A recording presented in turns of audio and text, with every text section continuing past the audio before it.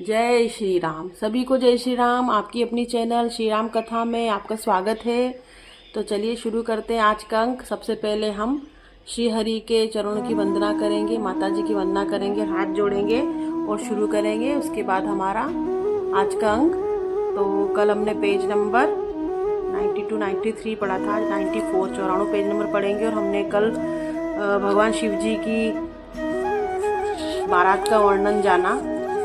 बहुत ही अद्भुत सुनने में लग रहा है, बहुत ही रोचक लग रहा है। तो शुरू करते हैं, लेकिन पहले हम 93 पेज नंबर का आखिरी छंद पढ़ लेंगे, क्योंकि वो एक नियम है, तो नियम हमको हमेशा पालने चाहिए।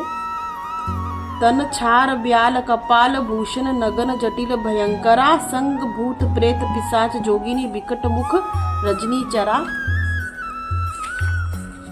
जो जियत रही बरात देखत पुण्य बड़ तेही कहर सही देख ही सो उमा विबाहु घर घर बात असी लरी कहना कही। तो ये हमने पेज नंबर 93 का अंतिम श्लोक जो यहाँ पे कंप्लीट हो रहा था, इसलिए यहाँ पर पढ़ा।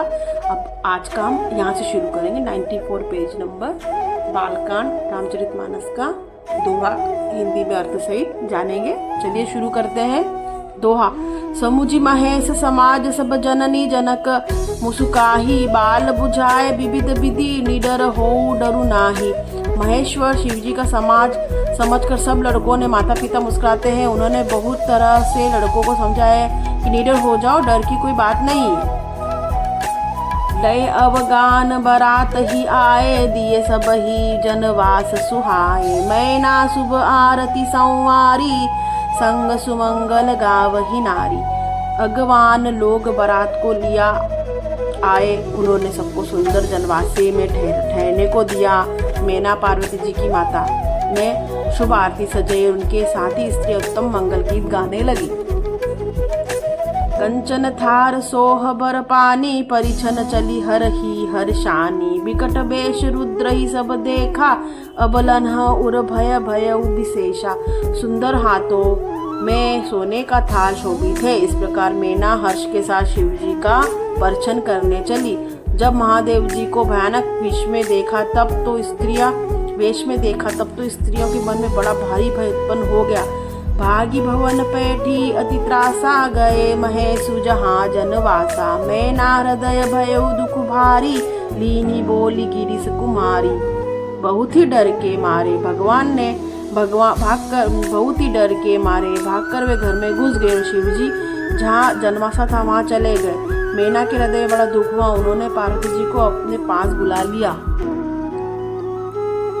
अधिक स्नेह गोद बैठाई श्याम सरोज नयन भरे बारी। जेहि विधि तुम ही रूप अस दीन्हा तेहि जड़ बरु बाउरु कसकीना। और अत्यंत स्नेह से गोद में बैठाकर अपने नीलकमल के समान नेत्रों में आंसू भरकर कहा, जिस विधाता ने तुमको ऐसा सुंदर रूप दिया, उस मूर्ख ने तुम्हारे दूल्हे को बावला कैसे बनाया।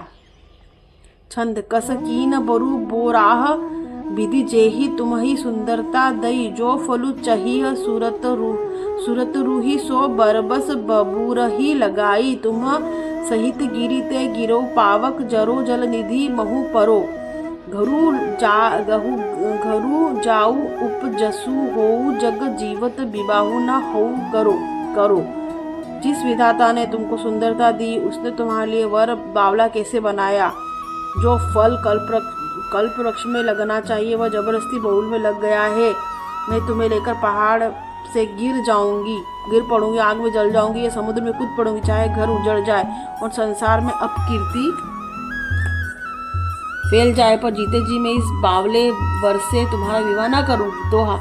भई बिकल अबला सकल दुखित देखी गिरी नारी। कई लापु रोदती मदती सुता स्नेहु संहारी। हिमाचल की स्त्री मैना को दुखी देखकर सारी स्त्री व्याकुल हो गई। मैना अपनी कन्या की स्नेह को याद करके विलाप करती रोती और कहती थी, नारद कर में काह बिगारा भवन मोर जिन बसत उजारा।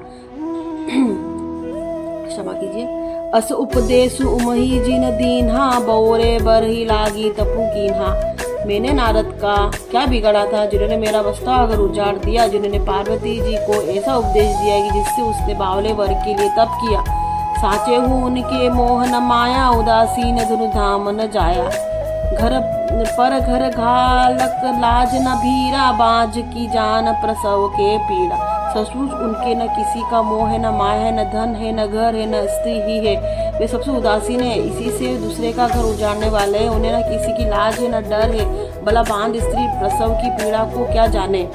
जननी ही बिकल बिलो की भवानी, बोली जुत विवेक मृदु बानी। अस बिचारी सोचही मति माता, सो न टरई जो रचई विधाता। माता को विकल देखकर पार्वती जी विवेक युक्त कोमल वाणी बोली, हे माता, जो विधाता ने रच देते हैं वह टलता नहीं, ऐसा विचार कर तुम सच सोच मत करो। करम लिखा जो बाउर नाऊ, तो कत दोसु लगाई काहू, लगाई अ काहू। तुम सन मिटही की विधि के अंका, मातु व्यर्थ जनि लेहु कलंका। जो मेरे भाग्य में बावला ही पति लिखा है तो किसी को क्या दोष लगाया जाए। हे माता, के विधाता के अंक तुमसे मिट सकते हैं, वृथा कलंक का टीका मत लो। छंद। जनि लेहु मातु कलंकु करुणा, परिहरु अवसर नहीं। दुख सुख जो लिखा लीलार, हमरे जाब जह पाऊब तही।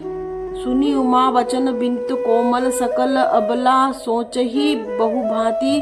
विविध लगाई दूषण नयन, बारी बीमोचरी। हे माता, कलंक मत लो, रोना छोड़ो। यह अवसर विषाद करने का नहीं है। मेरे भाग्य में जो दुख सुख लिखा है उसे मैं जहाँ जाऊंगी वहीं पाऊंगी। पार्वती जी के ऐसे विनय भरे कोमल वचन सुनकर सारी स्त्रियां सोच करने लगी और भांति भांति के विधाता को दोष देकर आंखों से आंसू बहाने लगी। दोहते ही अवसर नारद सहित अरु ऋषि सप्त समेत समाचार सुनी। तुही न गिरी गवने तुरत निकेत। इस समाचार को सुनते ही हिमाचल उसी समय नारद जी और सप्त ऋषियों के साथ लेकर अपने घर आए। तो आज हमने पेज नंबर 95 पढ़ा। कल हम पेज नंबर 96 पढ़ेंगे। और ये हमने देखा कि पार्वती जी की माता कैसे डर गई बारात को देखकर, तो वो हमने आज इस अंक में पढ़ा। तो कल हम पेज नंबर 96 पढ़ेंगे। तो बहुत अच्छा लग रहा है ये पढ़ के। तो हाथ जोड़कर सभी देवी देवताओं से क्षमा याचना करेंगे। अगर पढ़ने सुनने में किसी प्रकार की त्रुटि हो तो क्षमा करें। और चैनल को लाइक करें, सपोर्ट करें, शेयर करें। और आपकी अपनी चैनल है, कृपया सपोर्ट करें। और इसी के साथ आज के अंक में हम विदा लेते हैं।